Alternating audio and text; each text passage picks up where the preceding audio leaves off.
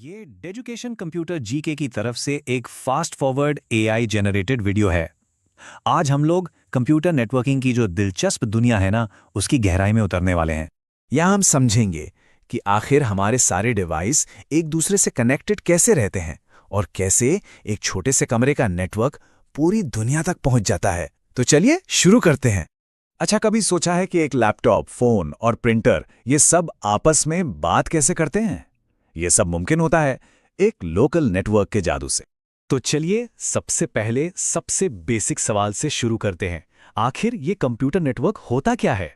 देखिए, आसान भाषा में कहें तो कंप्यूटर नेटवर्क बस दो या दो से ज्यादा कंप्यूटर्स या डिवाइसों के बीच का एक कनेक्शन है, और यही कनेक्शन उन्हें डेटा और रिसोर्स शेयर करने की पावर देता है।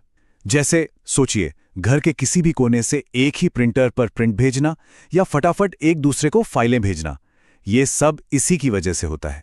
तो ठीक है, अब हम ये तो समझ गए कि नेटवर्क क्या होता है। अब ये देखते हैं कि ये नेटवर्क छोटे से लेकर बड़े स्केल तक फैलते कैसे हैं। सबसे पहले बात करते हैं लोकल एरिया नेटवर्क की, जिसे हम लैन भी कहते हैं। ये ना एक लिमिटेड एरिया में, जैसे कि एक कमरा, ऑफिस या कोई कैंपस, वहां डिवाइसेस को जोड़ता है। अरे हमारे घर का जो वाईफाई है ना, वो इसका सबसे बेस्ट एग्जाम्पल है। और हाँ, इसकी डेटा ट्रांसफर स्पीड बहुत तेज होती है। और फिर आता है वाइड एरिया नेटवर्क यानी वैन। अब ये क्या करता है? ये कंप्यूटर्स, लैन्स और दूसरे नेटवर्क्स को अलग अलग शहरों, देशों, अरे यहां तक कि महाद्वीपों तक जोड़ देता है। असल में देखा जाए तो ये नेटवर्कों का भी नेटवर्क है, एक महानेटवर्क। तो फिर इन दोनों में मेन फर्क क्या हुआ? सीधी सी बात है, लैन एक छोटी सी जगह के लिए है, स्पीड में बहुत तेज और ज्यादातर प्राइवेट होता है। वहीं दूसरी तरफ वैन एक बहुत बड़े ज्योग्राफिकल एरिया को कवर करता है, उसकी स्पीड थोड़ी कम होती है और वो अक्सर पब्लिक या किराए की लाइंस यूज करता है। चलिए ठीक है, हमारे पास ये अलग अलग तरह के नेटवर्क तो हो गए, पर वो कौन सी चीज है जो इन्हें असल में काम करने लायक बनाती है? चलिए अब कुछ जरूरी नेटवर्क हार्डवेयर पर नजर डालते हैं। पर एक बात सोचिए, जैसे जैसे नेटवर्क बड़े होते हैं, एक बहुत बड़ा चैलेंज भी तो सामने आता है ना? कि इतने सारे डेटा ट्रैफिक को एफिशिएंटली, बिना किसी गड़बड़ी के मैनेज कैसे किया जाए? और इसका जवाब है स्विच। स्विच एक लैन के अंदर का एक इंटेलिजेंट डिवाइस होता है। देखिए, पुराने जमाने के हब की तरह ये हर किसी को डेटा नहीं भेजता, नहीं, ये डेटा पैकेट को सीधे बिल्कुल उसके सही डेस्टिनेशन डिवाइस तक पहुंचाता है।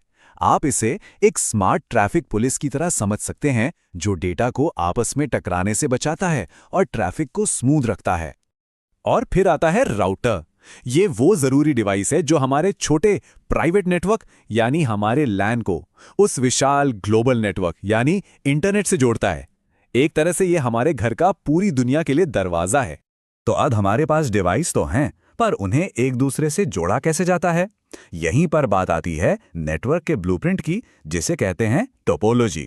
नेटवर्क टोपोलॉजी का सीधा सा मतलब है कि एक नेटवर्क में कंप्यूटर, केबल और बाकी कंपोनेंट्स को किस तरह से अरेंज किया गया है। बस ये समझ लीजिए कि ये नेटवर्क का एक नक्शा है। ये देखिए, ये है मैश टोपोलॉजी। इसमें क्या होता है? हर एक डिवाइस हर दूसरे डिवाइस से डायरेक्टली कनेक्टेड होता है। इससे ये बहुत बहुत ज्यादा भरोसेमंद बन जाता है।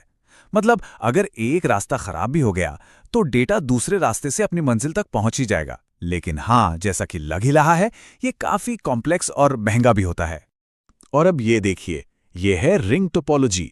इसमें हर डिवाइस अपने पड़ोसी दो डिवाइस से जुड़कर एक रिंग जैसा बना लेता है। और खास बात यह है कि इसमें डेटा सिर्फ एक ही डायरेक्शन में ट्रैवल करता है। इनके अलावा कुछ और भी कॉमन टोपोलॉजीज हैं, जैसे कि बस टोपोलॉजी। इसमें सारे डिवाइस एक ही कॉमन केबल शेयर करते हैं। फिर है स्टार टोपोलॉजी, जहां सारे डिवाइस एक सेंट्रल हब या स्विच से जुड़े होते हैं। और हाँ, जब इन अलग अलग टोपोलॉजीज को मिला दिया जाता है तो उसे हम हाइब्रिड टोपोलॉजी कहते हैं। चलिए अब चलते हैं सबसे बड़े स्केल पर, इंटरनेट, और समझते हैं कि हम इस विशाल नेटवर्क को असल में यूज कैसे कर पाते हैं। एक बहुत कॉमन कंफ्यूजन है इंटरनेट और वर्ल्ड वाइड वेब को लेकर। लोग इन्हें एक ही समझ लेते हैं, पर ये अलग हैं। देखिए, इंटरनेट तो है ग्लोबल इंफ्रास्ट्रक्चर, मतलब आपस में जुड़े हुए कंप्यूटर्स का एक बहुत बड़ा जाल। और वर्ल्ड वाइड वेब, जिसे हम वेब कहते हैं, वो उस इंटरनेट पर मौजूद इंफॉर्मेशन है, यानी आपस में जुड़ी हुई वेबसाइट्स का एक समुंदर। अब यहाँ एक प्रॉब्लम है। कंप्यूटर्स जो हैं वो नंबरों की भाषा समझते हैं। इंटरनेट पर हर डिवाइस का अपना एक यूनिक आईपी एड्रेस होता है, कुछ ऐसा 198.35.26.96। लेकिन हम इंसानों को हमें तो नाम याद रखना ज्यादा आसान लगता है ना? नंबर कौन याद रखे? हमें तो wikipedia.org जैसे नाम आराम से याद रह जाते हैं। तो सवाल ये उठता है कि हमारा ब्राउज़र हमारे दिए गए नाम को उस मुश्किल से नंबर वाले एड्रेस में ट्रांसलेट कैसे करता है, जैसे कंप्यूटर समझ सके?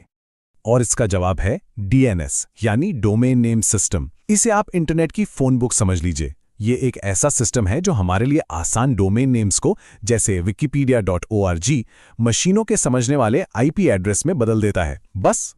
तो कुल मिलाकर इंटरनेट इंटरनेटवर्कों का एक नेटवर्क है जो टेक्नोलॉजी की न जाने कितनी इनविजिबल लेयर्स पर बना है।